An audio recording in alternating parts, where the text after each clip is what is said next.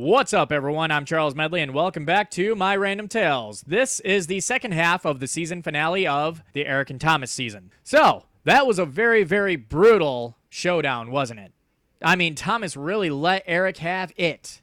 He had had enough, man. He had had enough. He was absolutely done with Eric. And you would think that there would be no coming back from that. But you would be wrong. Because a year later, Eric contacted Thomas. He texted him saying, "Hey, is this Thomas?" Thomas says, "Yeah." Thomas was actually familiar with the number. He knew it was Eric's number. Eric said, "You probably know who this is." And, well, just like the broken record that Eric is, he dropped his half-assed apology line. Or should I say unapologetic. "I've been doing some thinking, and if you're cool, I'm cool." Really? Haven't I heard that, like, plenty of times before? All right, so Thomas says, "I'll call you after work." Well, Thomas got home from work, called Eric, and the conversation went well. Thomas was explaining why he exploded on Eric the way he did. And if you've been following the story, you know why. And Thomas explained very briefly about all that stuff, the anti-Semitic remarks that Eric would make and all that stuff. So now it was Eric's turn, and Eric explained why he was so upset with Thomas. First off, why would Eric be upset with Thomas with anything? That Thomas would deserve the first punch that Eric threw. Well, Eric explains that he had a lot of built-up anger because Thomas was contacting him at times when Danielle just wanted to lay on the couch and relax. And she was giving Eric a lot of crap for it because Thomas was contacting him so much. And Eric said that he was just very angry that Thomas put him in such an awkward situation, putting so much pressure on his relationship that accumulated to that point of the ultimate showdown. So Thomas cornered him with this response. He said, "Wow, I had no idea that she was getting so angry about it because you were contacting me as well." And Eric said, "Oh, I know. And I had no idea that it was bothering her so much." So you got to pick one, Eric. She was either giving you hell for Thomas contacting you, or she wasn't, and you had no idea up till the very end of your relationship. Now, Eric did admit that it wasn't fair that he put all that blame on Thomas, because Eric was blaming Thomas, supposedly blaming Thomas, for the breakup between him and Danielle. And so Eric did admit that that was not fair, but there was no apology. Now, as you've been following in the story, you know why Eric and Danielle broke up. You know that whole story.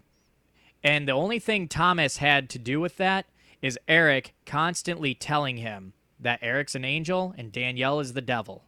That's it. And Thomas telling Eric to get out of that situation as soon as possible. That's the only thing that Thomas had to do with the breakup. So it sounds to me like Eric blaming Thomas for the breakup was just an excuse.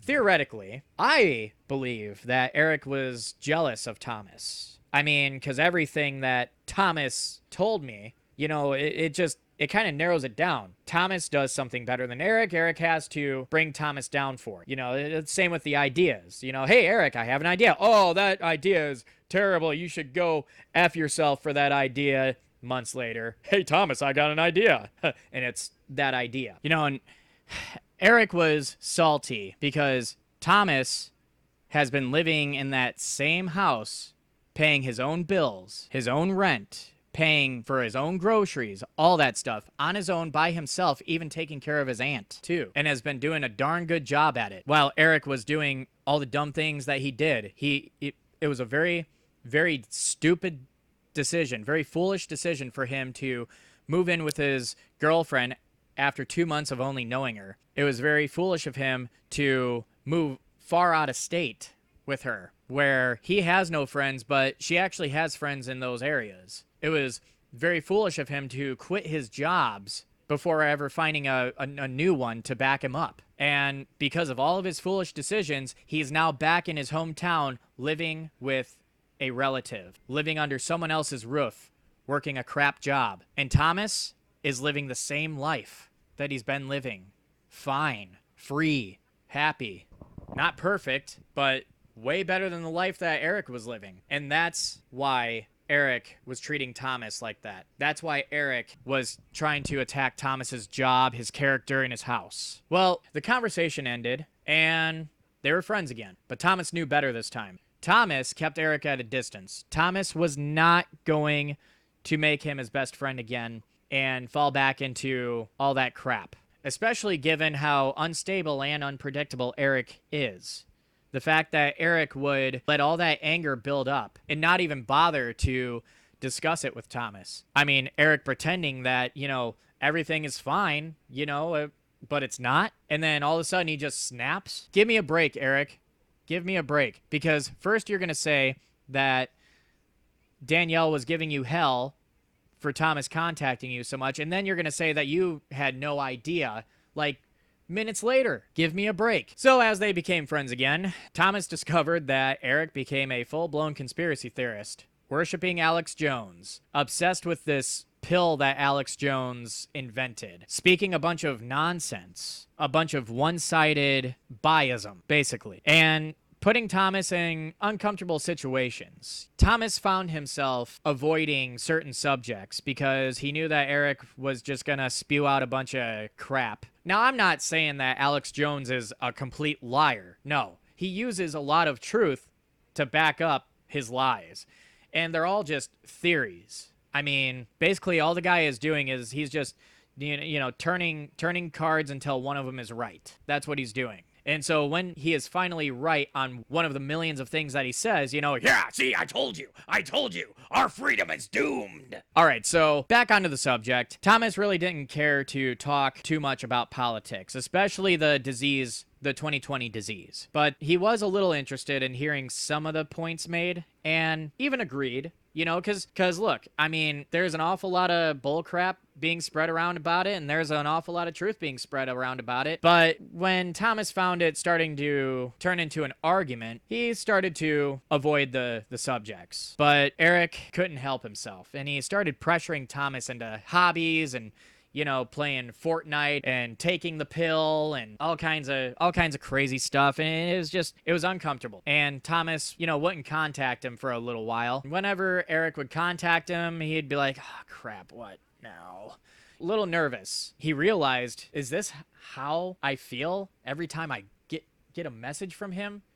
Because I'm afraid it's going to be some form of pressure that he's not going to be happy if I say no to. One day, Eric, Thomas, and Thomas's girlfriend hung out at the mall, and Eric was acting very weird. I mean, I don't know if it was the Alex Jones pill or what, but he was acting really weird. I personally think it's some kind of placebo effect. Put some caffeine in a concentrated powder and tell him that it's an iodine pill or whatever, a pill that makes you smarter. And so he takes it, and he actually thinks that it's working and making him smarter. Well, he was just acting weird. And Thomas and his girlfriend, they were just kind of looking at each other like, what is wrong with this guy? I mean, he was just super goofy, cracking weird jokes, and he's like, just kind of loud and squeaky. And yeah, I mean, Thomas and Eric, they were both pretty weird people to begin with, which is why they were friends, just goofing around like that. But Eric was just a special kind of goofy and a special kind of weird at this point. So they said their goodbyes, and Thomas went home that night and wrote a message to Eric just explaining why he doesn't dig into conspiracy theories anymore. He used to be a huge fan of Jesse Ventura, and he just got tired of doing day-to-day stuff and being worried that it's some form of, quote, mind control. You like that Twinkie because that's what they want you to like. And it's just the nonstop conspiracy theorists firing at each other. He's a part of the Illuminati. Don't believe him. No, he's a part of the Illuminati. Don't believe him. And it got tiring. So Thomas just backed away. He was done with that crap and just realized, you know what? Jesus is going to come back when he comes back. And if it's in the distant future, he just wants to live life knowing that he tried his best to make now as livable as possible. Eric wasn't too happy about that. Eric was very angry. And he messages Thomas back saying, I'm going to tell you this one last time. I'm not 100% sure if you're talking about Alex Jones, but you keep edging towards it. And he's just going off about how, Thomas is stuck in his ways and how he likes to shit all over people's ideas and all that stuff, and just really angry. He's not happy that Thomas won't comply to his opinions. It hurts his butthole really freaking bad whenever Thomas disagrees with him. So Thomas wrote back and he says, bro, you're getting all worked up over this when I'm just trying to tell you why I don't dig into that stuff anymore. Your problem is that you get all worked up over people's opinions. And you want to talk about people being stuck in their ways when you're the one who has a meltdown every time someone disagrees with you. And please don't say it ain't so, because it's literally right here in the texts. It seems like you're the only one who likes to shit all over people's ideas. And Thomas let him know that he's done talking to him for a while. He sent him a text message too, saying, you're going to be blocked on this number as well. Eric responds to that saying, you're a crybaby, Jew boy. Haven't heard that one. Please don't get me started on crybabies. Again, 25 years old, crying child abuse. Yeah, don't get me started.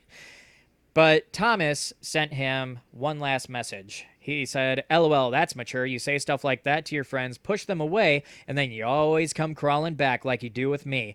You're very immature, and I want nothing to do with that. You're not welcome back, so don't even try. I wish you well, and I hope you're successful in your goals and dreams, but keep away from me. You burnt this bridge. This is why you can only keep friends at a distance. Check yourself. And that was it.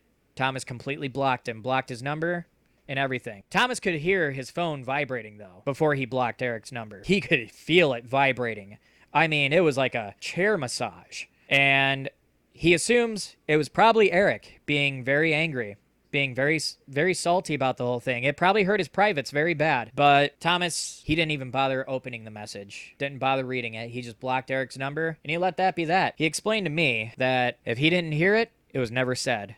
If he didn't read it, it was never written. So that was that. All the pressure was lifted off of Thomas. Thomas was happy. Again, he was relieved. No more pressure from Eric. No more pressure to play Fortnite, get into hobbies that he's really not interested in.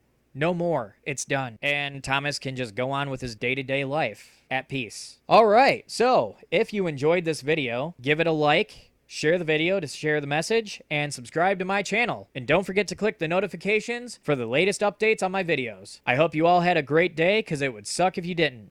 God bless.